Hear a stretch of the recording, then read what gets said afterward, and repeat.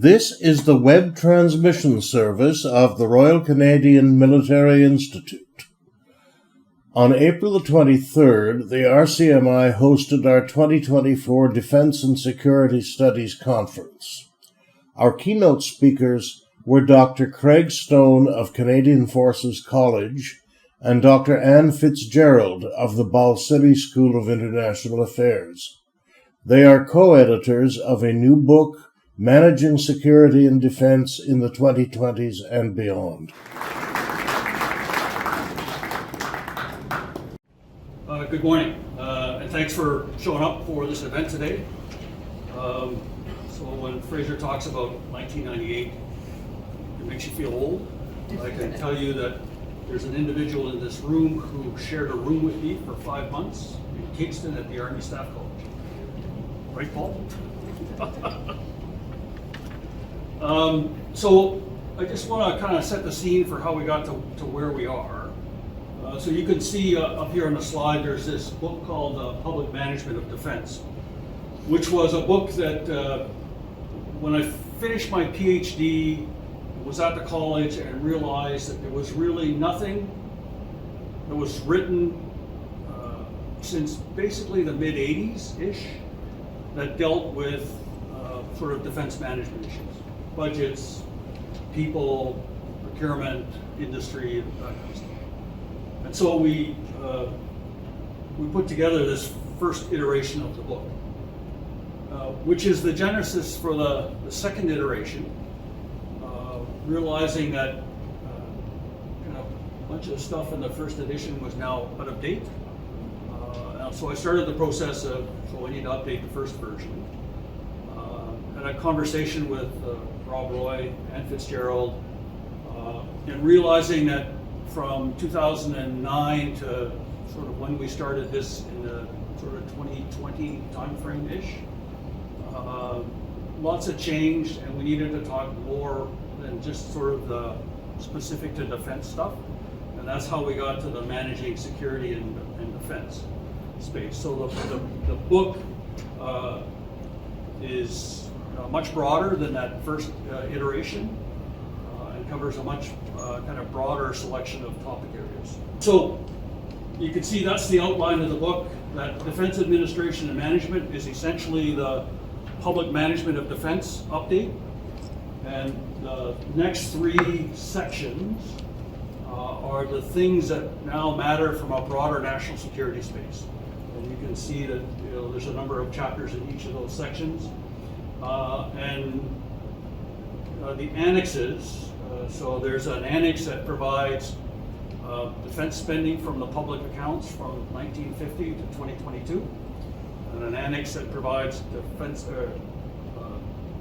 RCMP, Global Affairs Canada, CSIS, and CETA spending from probably 1990s forward, much shorter period of time, only because that data is actually not available in the public accounts the same way.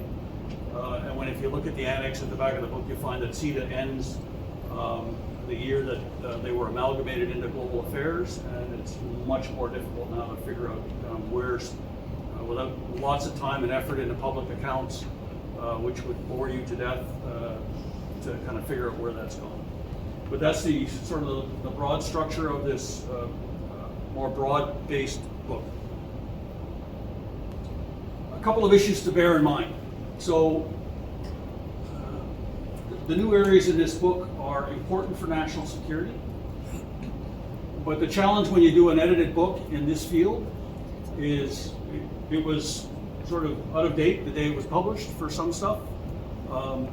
Things like Hamas attacking in Israel has an impact on some of the chapters. Things like what's going on in Ukraine has an impact on a couple of the chapters.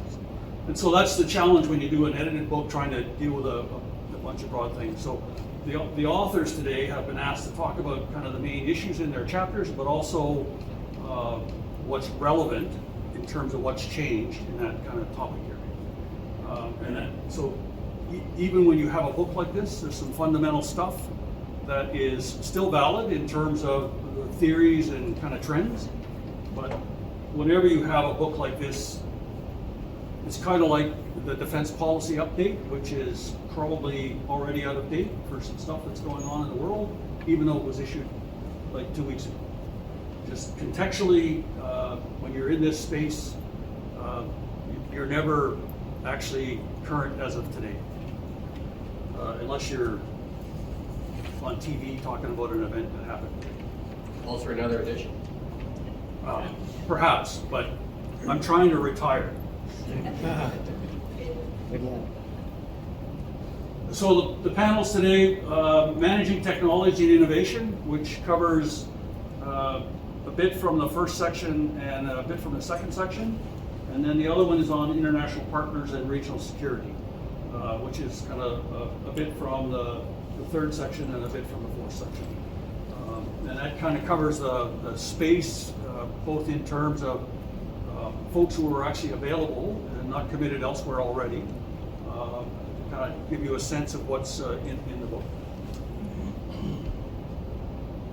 And my last slide, which you've already been told, that's how you get the book.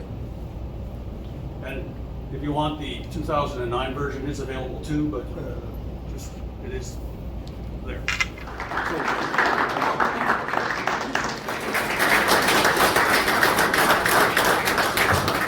Thank you very much, and thanks so much for having me speak as a keynote today.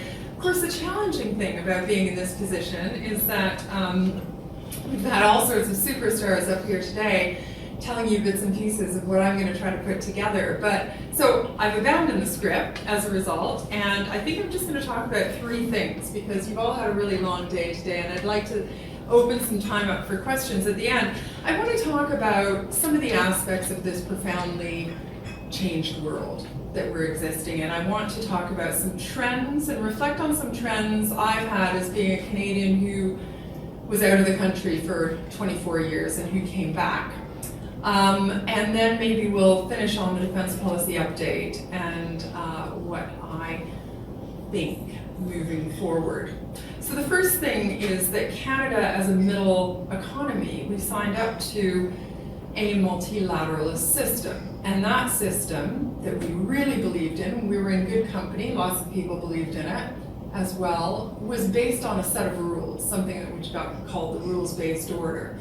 And those rules have gone out the window now. They're being flaunted by many countries and many players around the world. And it's a case of geopolitical rivalry now. Winner takes all politics. And that leaves countries like Canada and middle economies in very precarious situations because there's no rule book, there's no playbook. It's ill-defined and quite undefined. The second thing is that we are living in an intangibles marketplace, not a tangibles and consumables marketplace anymore.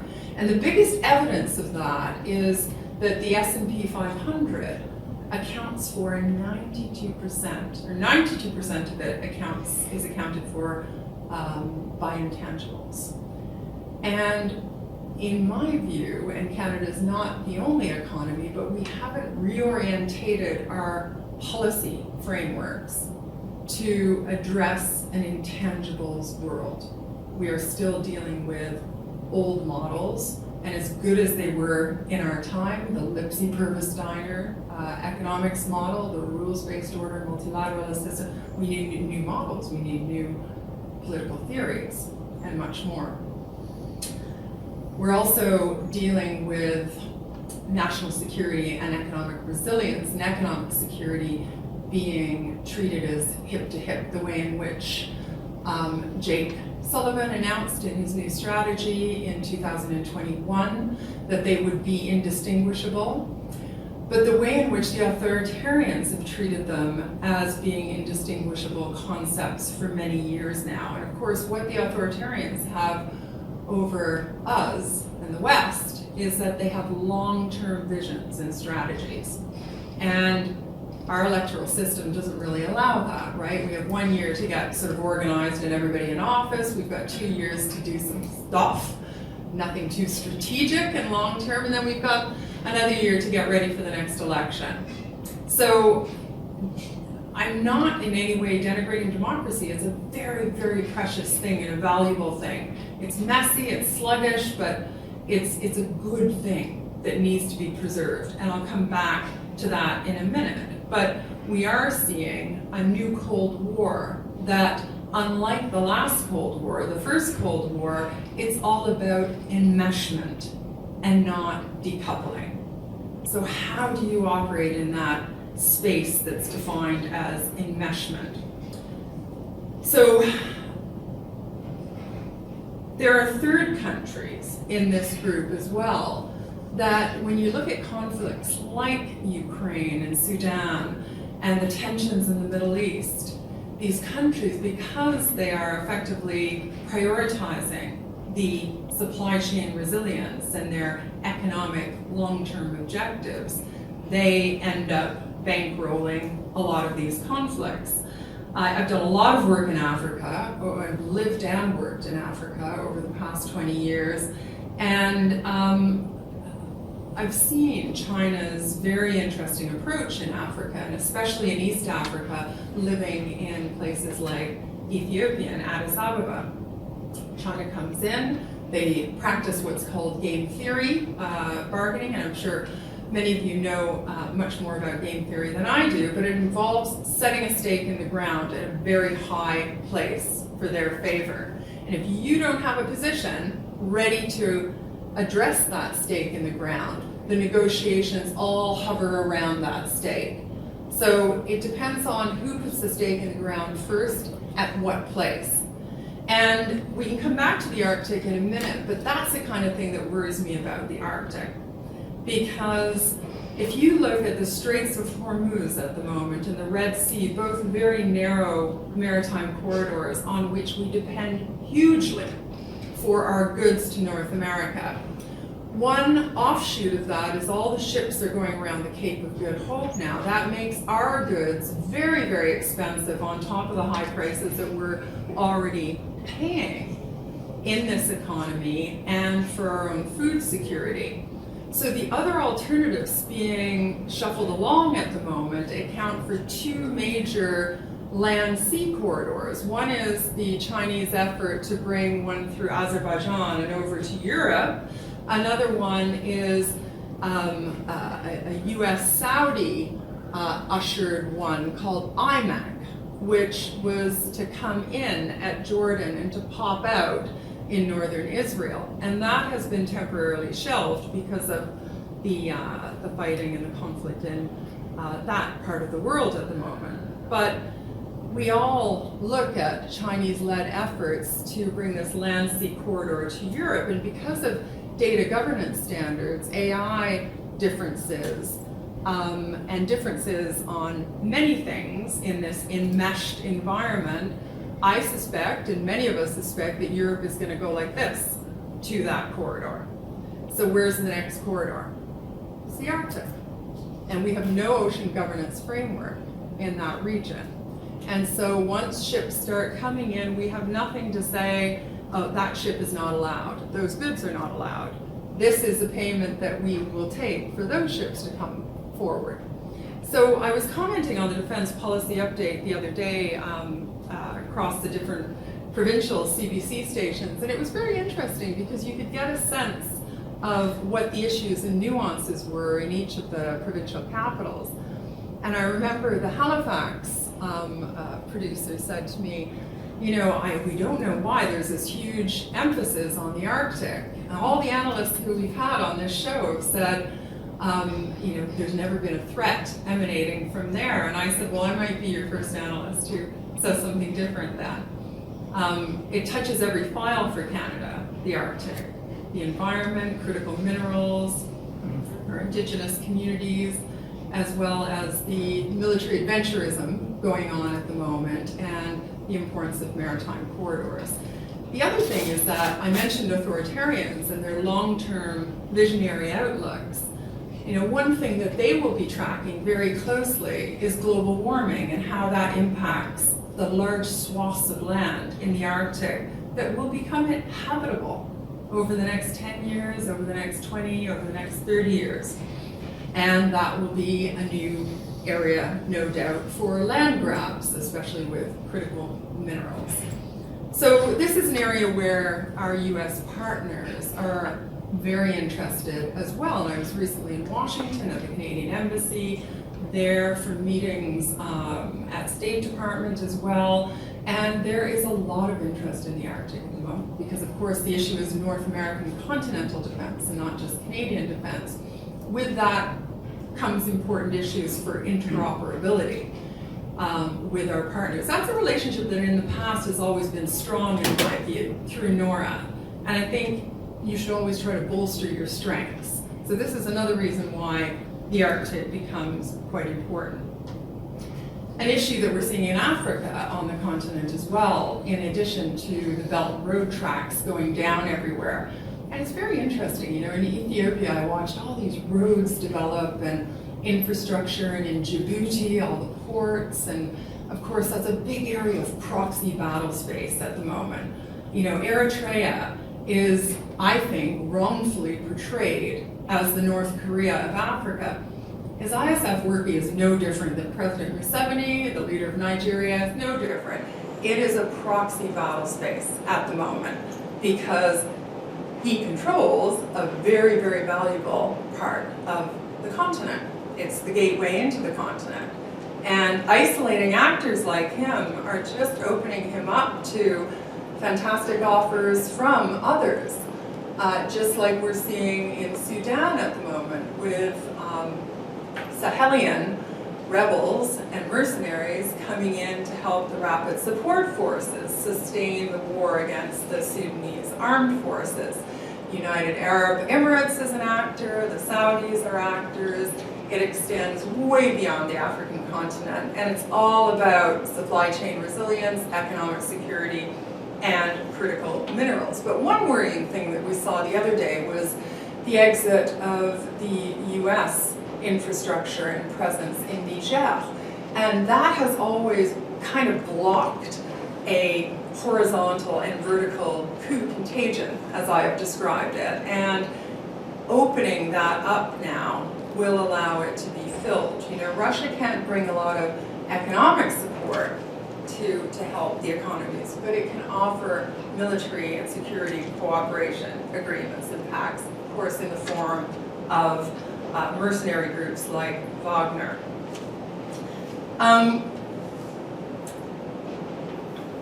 Ukraine.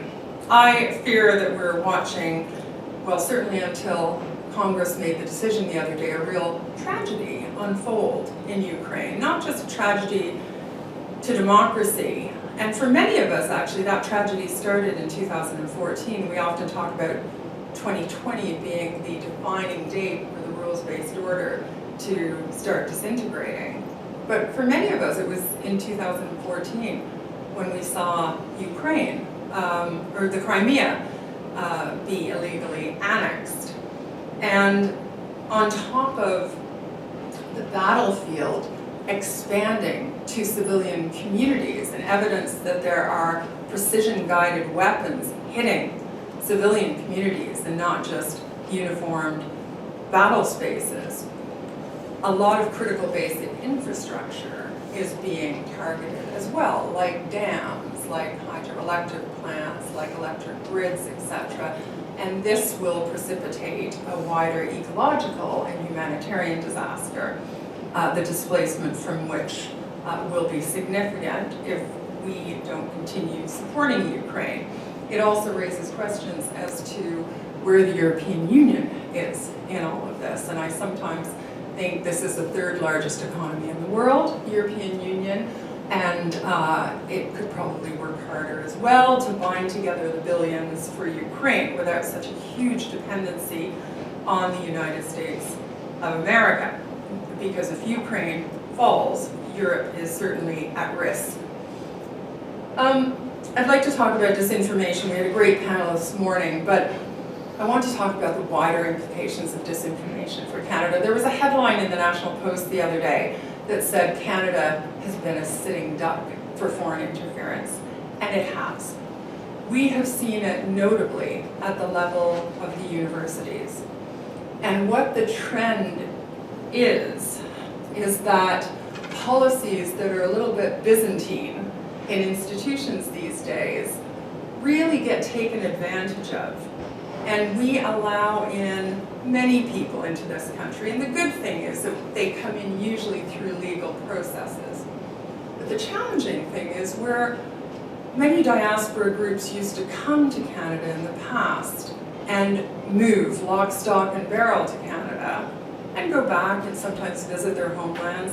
We now have groups and communities living the daily politics of their homelands through videos and other communication. And this goes back to something that was said by the panel, I think Yvonne earlier on, and Alistair, like national interest in those things that we have such pride in, that constitutional law and rule of law is built around, need to be embedded and emulated. Words are really important at the moment because we are not as powerful a country as the United States of America, who could say something one week and then the next week say something 180% or 180 degrees differently. We can't do that as a middle power. So we need words that define us. I said I'd come back to Canada after being away for over 20 years. It's a different country, it's still a country that I'm immensely proud to be a part of. And when I was facilitating peace talks overseas and facilitating national dialogues in different countries, one of the reasons why I was there was because I was Canadian. And I didn't bring a lot of baggage. I was perceived as neutral, and I was perceived as coming from an education system that people had a lot of faith in. And it was always great to have Canadians in the room because we fought hard for the highest common denominator instead of the lowest common outcome. But what we lacked were words. And words at the strategic level are really memorable, not at the tactical level. Like the feminist international assistance policy is a laudable policy. But I would argue it's one important cog in a system that should have a few other cogs as well. And that's not defined. We heard this morning we haven't had a national security strategy since 2004. The great news is that the Defense Policy Update has announced that we will every 4 years. Hope that if a new government comes in, that process won't all start from scratch again. I think a national security strategy is important because other instruments of national power like defense policy, like foreign policy, like an economic strategy, should all be somewhat subordinate to a national security strategy that really emulates the Canadian identity through the expression of national interests. We should be able to go anywhere in the country and have Canadians put their hand on their chest and say, this is what being Canadian is all about. But we have fewer things, fewer tools for that. We still have Canada Day on July 1st. We need more. We need more things that really reinforce the Canadian identity, especially as the country becomes richly diverse, but less structured and less organized. So on the disinformation front, words will help remind us what we stand for. Words will help protect leaders. And I think one of the greatest national security threats to countries like Canada, but also the US and others, is a lack of effective leadership. People don't want to go into leadership roles these days. And disinformation is one of the causes of this. I can tell you as a university professor, we get attacked every day. We have letters written to our universities, to our presidents. We have, if they can't wear you down through letters, they go for the institutions. If they can't wear the institutions down, they'll try to use institutional policies to weaponize against you. I just came back from Singapore 2 months ago from an annual general meeting of international schools of affairs all around the world, the Ivy Leagues included. I spoke to 3 female leaders, exceptional leaders at that meeting, and they said to me, we're not going for the second term. We've been voted in, we've been supported, but we've had enough. We're walking away. So I would suggest that leadership is something that we really have to take care of. And we have to make it very special to be a leader these days, and people have to feel supported and protected, not just in the form of academic freedom, but through other things as well.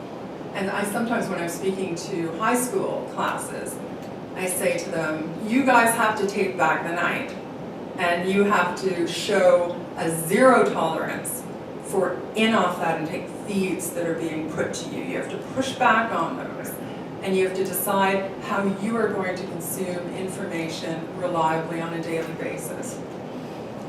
So let's go and finish with some words on the defense policy. So a defense policy, for me, policy is a declaration of intent. And I think what the defense policy did that was very, very positive was to restore a sense of importance in a critical instrument of national power for Canada.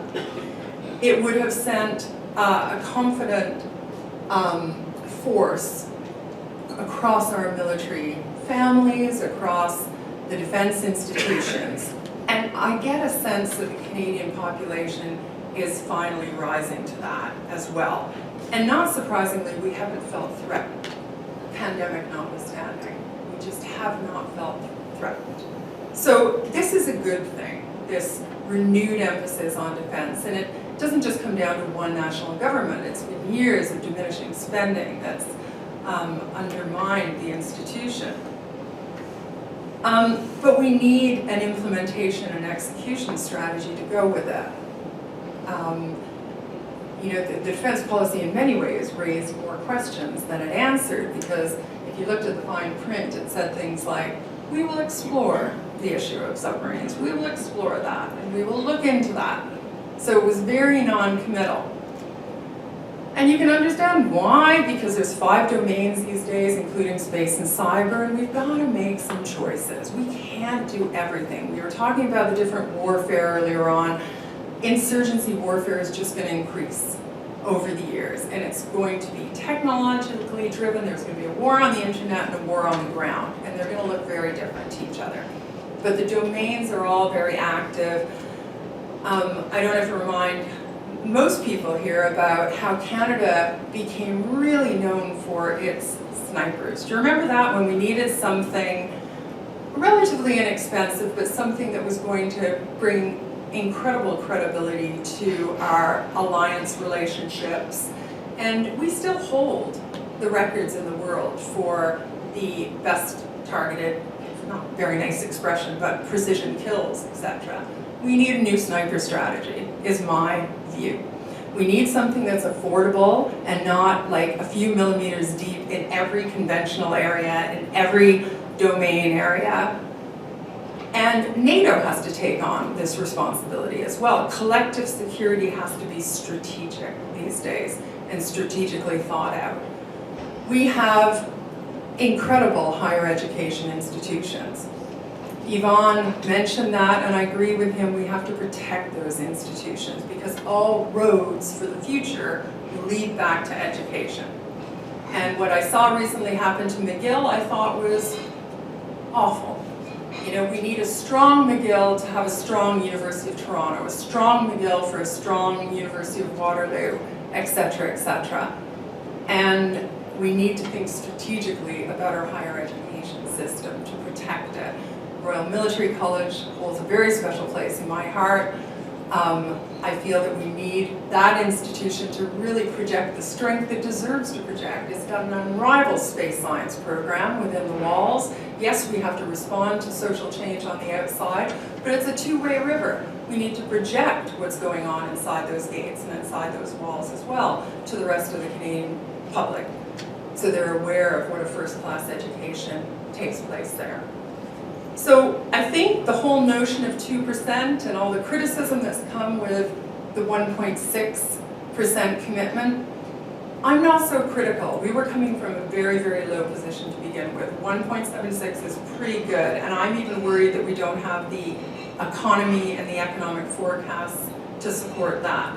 I think we have to get even more strategic, make bold choices, restore a sniper strategy of some sorts, and encourage a strategic debate on collective security provisions at the level of NATO, and our other alliance systems. I'll stop there, and I'm happy to take any questions. Thank you very much.